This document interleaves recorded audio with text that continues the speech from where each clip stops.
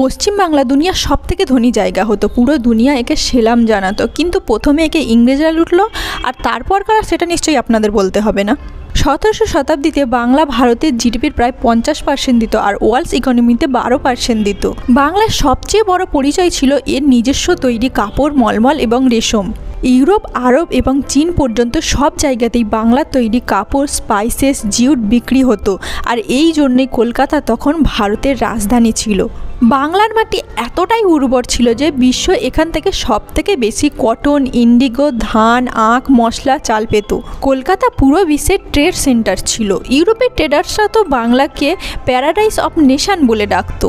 যে জাহাজে করে ইংরেজরা ভারতে এসেছিল সেটাও এই বাংলাতেই তৈরি ছিল, কারণ বাংলাতেই তখন সব থেকে বেশি জাহাজ তৈরি হতো। শুধু ইংরেজরা নয়, ফ্রান্স থেকে আসা যাত্রীরাও তখন আমাদের বাংলাকে স্বর্গ বলতো।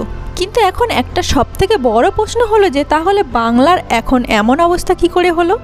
আপনি কি জানেন? কমেন্টে অবশ্যই জানান।